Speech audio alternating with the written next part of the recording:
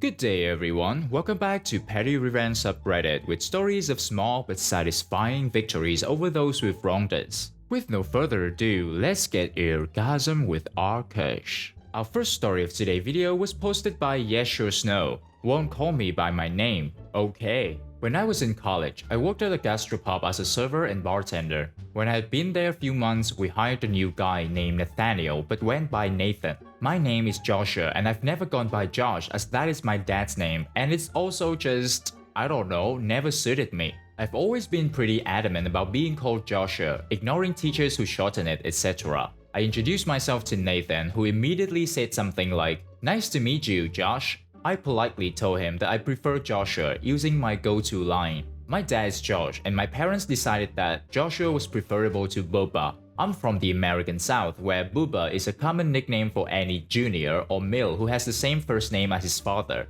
It's also kind of a pejorative nickname used by people from other parts of the country for backward, redneck Southerners. The line usually gets a laugh or at least a good natural chuckle, and people don't seem to have a problem calling me Joshua afterward. Nathan, however, never once used my full name, always calling me Josh. I really liked the guy and enjoyed working with him, and we soon became pretty good friends, often hanging out outside of work, etc. But his refusal to use my preferred name always kind of irked me. My very silly, very petty revenge was that I always called him Nate instead of Nathan. He looked at me oddly the first couple of times, but he never brought it up. I never once heard another person call him Nate, and frankly, Nathan suited him much better. One night, a few of us were closing the bar and he, as usual, called me Josh. One of the waitresses, bless her, corrected him. "He goes by Joshua, nobody calls him Josh," she said. Nathan stopped wiping the bar, got a far-off look for a moment, then spun to look at me. "Is that why you call me Nate?"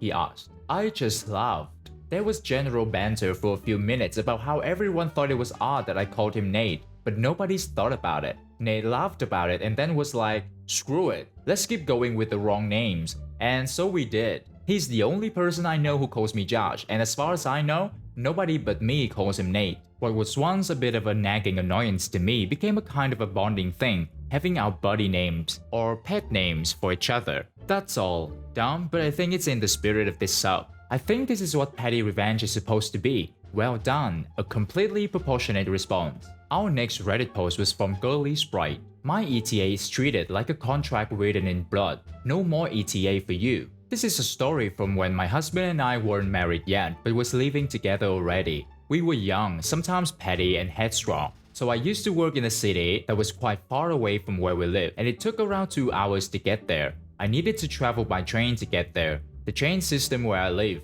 Netherlands, is quite good, but having a delay of 10 to 45 minutes once a week wasn't unusual. I sometimes worked long days, so I usually gave my husband a heads up on the time I expected to be home. One day was another one of those bad train days where the delays compounded and I was home an hour later. My husband was kind of pissy about it at me, which in turn pisses me off. He told me that if I tell him that I'd be home at a certain time, it was a promise and I should keep it. I thought he was being unreasonable, cause I'm no clairvoyant. So I asked him, "So even if there's a small chance that some delay comes up, I shouldn't say I'd be home at a certain time?" I could see some gears turning in his head, but he'd be damned if he admit he was wrong, so he confirmed this. So for a few weeks after that, I gave the most useless ETAs ever, usually something like, "I'd be home between 4 PM and 1 AM. When my husband got pissy about it, I reminded him that I could never be certain of the time. After all, the train could get hit by a comet, or a national power outage could occur.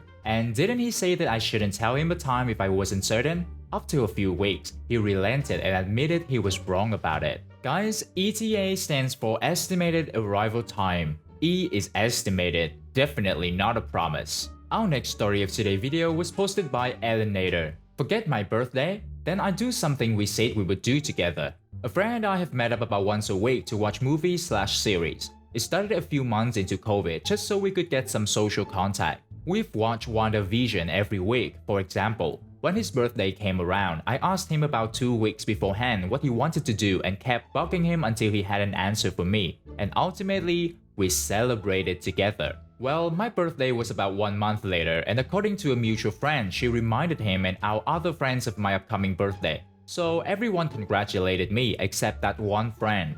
I want to clarify that this is not about the birthday per se, it's about the feeling that I'm not important enough to even write down that one date. I can't keep birthdays in my mind for crap. That's what I have a calendar on my phone. To make a long story short, I watched Falcon and the Winter Soldier without him just because I thought it was petty. We haven't met up for different reasons for a while and decided to wait until all of the episodes were out so we could watch the whole thing at once. Yeah? Well, screw that. Huh. Sounds to me like the OP bugged someone about their birthday until they gave in and did something with him despite being reluctant. Perhaps they got petty revenge on the OP first by forgetting his birthday. I would not be surprised if he's already watching the episodes they were planning to watch together. Our next story of today's video was posted by Legend of the Green Dude. Leave me your leftovers? Two can play at that. So this is a short little tale that I'm comfortable sharing now that I left the company that this happened at. I worked at a smallish company for a good 5 years delivering gravel and asphalt with dump trucks.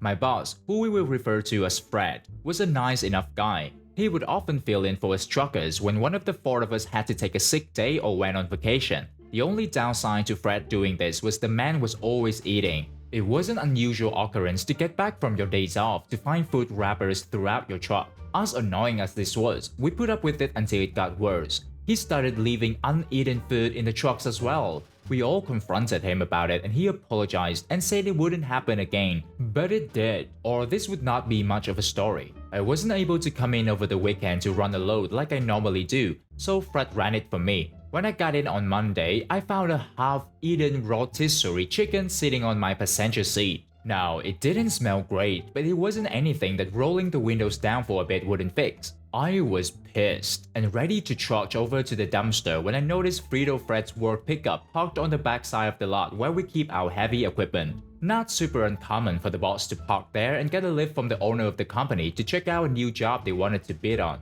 Thinking he'd get the message, I leave the chicken on his passenger seat. Now, what I didn't know was that Fred did get a lift from the owner, but that was Sunday night. See, Fred was starting his 2-week vacation and felt the company truck would be better left at the company than his driveway for someone to steal. He was wrong. I wasn't there to see, but my coworker told me he watched Fred open up his door after waving to his wife who dropped him off and with almost no hesitation, started to vomit. My coworker ran over to him and said he could smell it well before he reached the truck. I guess 2-week-old rotten chicken baking in the sun-sealed truck doesn't smell very good. I worked there for about 3 years after that whole thing happened and he was still trying to figure out who did it because he didn't remember leaving that chicken in my truck that weekend. And P.S. he never left food in any trucks after that. Yeah, right. He may not have known who did it, but he sure as hell knew why. At least he learned his lesson. Good job, Legend of the Green Dude. Moving on to the next story. Oh, so you are doubting me? I would take it as a challenge. Posted by Eberton.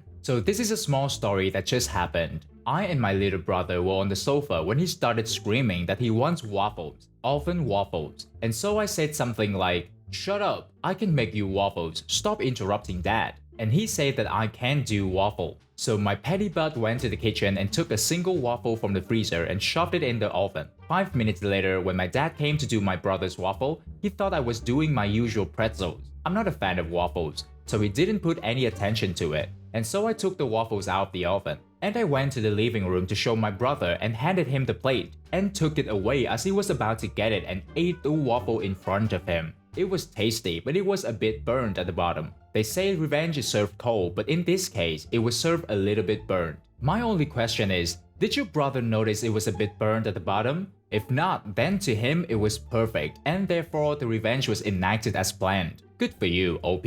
Our next revenge was from Celera001. Ignore me at my old job, prepare to be ignored. When I was fresh out of uni, I was finding it difficult to find a job with my new degree due to my lack of experience or the level of employment I was looking for. After moving to a new area to be closer to family, I sent out a flurry of applications for the less skilled work I had done while going to school, and thus I had a lot of experience in. These positions were still in the field of my degree, just on a lower level. I immediately had several interviews lined up and ended up taking a position in a company that was close to my home and seemed to have opportunities for professional growth in my chosen field. Upon starting my new job, it immediately became obvious that there was a core group of 6 to 8 women who were very cliquey and, as it turned out, would sometimes be bullies toward those not in the crowd. The first few days, they were nice enough. Not warm, mind you, but professional at least. I figured they were feeling me out to see what kind of person I am. Then one day came the test. I don't remember the exact details because this was about 8 years ago,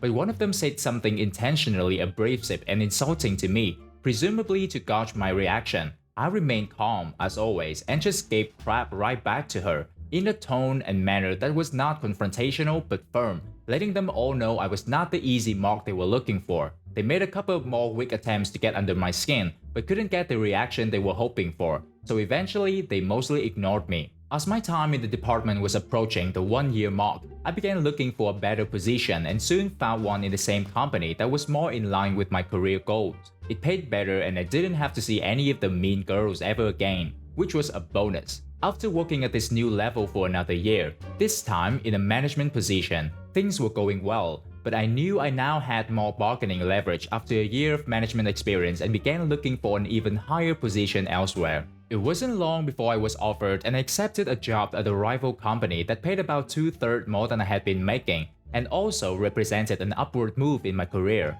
Roughly 2 years later, I was interviewing applicants for a couple of openings in my department. My assistant called the next interviewee in, and guess who walked in to try and get a job under me? Not only one of the mean girls, but one of the worst of the bad bunch. I had witnessed her and her friends run off at least 2 other employees at my old position, and there was no way in hell I was going to invite that kind of poison into my department. The look on her face when she saw me was priceless, and inside I was smirking. But on the outside, I expressed surprise to see her. I was. Interviews were set up by our HR department along with my assistant. I greeted her warmly, like an old friend, and she visibly relaxed. We chatted a bit and I learned that our old department had been outsourced, and the clique had been split up. Turns out, my old friend was not happy with the new position she had been forced into and had quit without having another job lined up. I got the impression that she was badly in need of a new job. Smiling and still treating her like an old friend, I told her we would be in touch in a manner that insinuated that she was a shoo-in for one of the openings I had.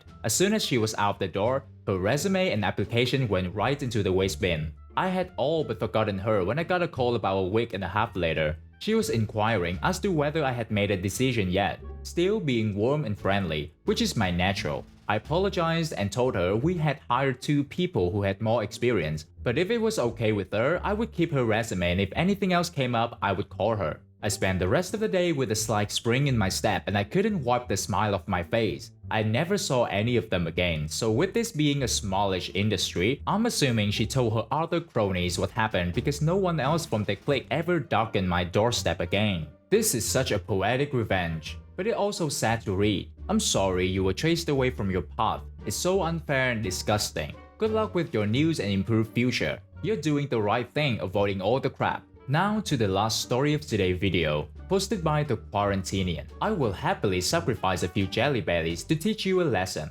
Short and sweet. I am known to purchase the giant jar of Jelly Belly from Costco, very reasonable price. I don't mind people coming in and shaking out a handful, but when somebody who badsmouth me behind my back, always wants in on lunch runs but always promises to get us the next time and therefore never actually pays, comes in and takes a whole mugful without asking permission or even saying hi, and makes it clear that she hates me but loves the Jelly Belly supply, I had to take action. We're both early morning people, so there's usually an hour and a half with nobody but the 2 of us in the office, so I knew there would be no innocent victims. You can buy a box of the Jelly Belly game. It contains an assortment of beans that comes in identical pairs. One has a good flavor and one flavor is horrible. Is that bean coconut or rotten eggs? Will you get soap, earthworm, dishwasher or booger? In the game, you spin a spinner and eat whatever color it tells you to eat and you have a 50-50 chance of getting a good flavor or a nasty one.